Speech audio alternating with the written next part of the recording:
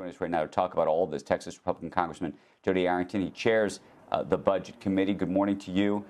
Let's first talk about we're going to get to what's going to happen in 24 about our own budget, but let's talk about the budget situation as it relates to providing funding to Israel and to Ukraine, and to the extent you think that there's any chance that any money is going to be sent that direction, given where you folks all are in those discussions. Well, I think the question is more for Chuck Schumer in the Senate, because we've passed funding for Israel. We've offset that. I think that's the responsible thing to do. Andrew, you know all the data on where we are as a nation in terms of our indebtedness. I think the projections next year are $1 trillion just to service the debt. That's just the interest payment. So we're in a bad way in terms of our fiscal affairs and in rapid decline. So I think that's the right thing to do. Now, we can negotiate what the offset is, but I'm proud that Speaker Johnson is changing the course here in Washington and the culture and restoring fiscal responsibility. Now, on Ukraine, I think the issues there are different. We need clear strategies. We need an end game. We need to define success. And I sent a letter to OMB Director Young well over 30 days ago. I think she's weeks overdue to respond, to give a full accounting of how much money we've spent. It's not just the $114 billion we appropriated. There have been reprogrammed and repurposed funds from other accounts, and the Constitution is clear. I mean, literally explicit in that we should have an accounting of all public monies. We haven't gotten a response yet. So I think the onus is on the president for the things I just mentioned with respect to Ukraine. And then here's the final piece. We've got to secure the border. We've got to address the first and most important security threat to the American people, and that's the southern border. And we get nothing. Let me ask you this, though. The risk of not providing funding to Ukraine is what, in your mind? Meaning, let's say that the border doesn't get done the way you want it to get done. Obviously, there's a debate about how the border should get done with the Democrats. Even take the funding piece off the table. We could debate the IRS, defunding, funding the IRS. How critical or not is the Ukraine of it all? I think we have a security interest to support Ukraine. I've maintained that this entire, for over almost 2 years now. I think we should fight alongside, not with our soldiers and sailors, but in terms of targeted security support, supporting our allies against our enemies. And I think we've gotten some return on investment there. I mean, 5%, which is what we've spent relative to our entire defense budget, for 5%, we've wiped out 50% of Vladimir Putin's fleet of tanks, for example. I mean, 300,000 plus Russian soldiers have died, and the Ukrainians are fighting with tremendous vigor. And so I don't have a problem with supporting our allies against our enemies. It's the way we're doing it.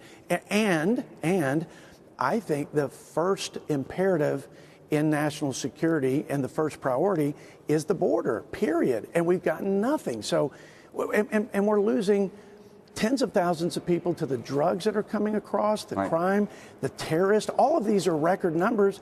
And we have zero interest in doing these other things until we secure the border and stop this nonsense. Well, so, Chairman, that's what I want to ask you. So there are these I hate to call them chess pieces, but there's sort of these chess pieces, all of which have important priorities. And I think you and I will both agree the border is a critical issue. I'm sure we can debate, which component parts of how you deal with the border, and that's clearly there's a nuance. Sure. I think the Republicans and Democrats want to deal with the border. They just want to deal with it maybe in different ways, and that's part of the problem. But when you hear the president and the administration say that not providing funding to Ukraine or not providing funding to Israel is an existential issue, not just for Ukraine and for Israel themselves, but for the role of America in its agreements and its arrangements with its allies, do you buy that? Do you not buy that? Does it change the dynamic forever? I think context is important with that statement, and I think we should invest in supporting allies. Israel, for sure, long-standing, deep relationship. And we've been there for them, and we'll be there for them through this war with Hamas. I think you can argue that there is a national security interest there in Ukraine. That's why we've spent over $100 billion to date. However, we have a bigger threat in my mind as the budget chairman, as I look at the $34 trillion in debt, the 125% debt to our economic output, which is higher than World War II, and we're in relative peace and prosperity. So sovereign debt crisis and a border crisis, I think, are bigger threats, and we're not responsibly addressing those. That has to come first. So, Chairman, final issue then. Let's talk about the IRS, because I know that is the offset at the moment that's on the table as it relates to all this, to the extent that any of this even has an opportunity to even be put forth in a meaningful way anymore. But I will tell you my own view.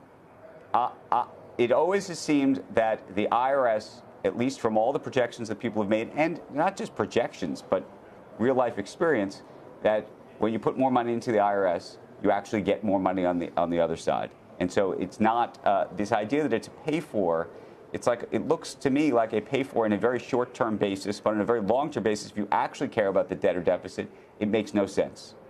What do you think?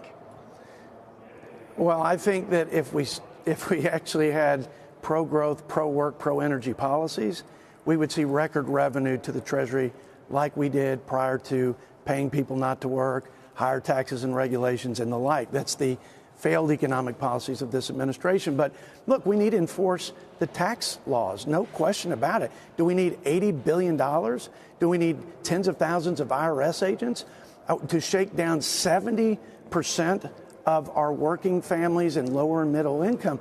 I think that we need to be targeted. We need to utilize technology. There's a better, smarter, and lower cost way to address that tax gap. But look, meanwhile, they're projecting, by the way, over 10 years, $100 billion in more revenue as a part of this, tens of thousands of new IRS agents. We improperly pay waste, fraud, and abuse $250 billion in 1 year. At $80 billion in Medicaid alone. We could pay for Israel. We could pay for the whole Israel package, Andrew, by just requiring a Social Security number for people who use the child tax credit.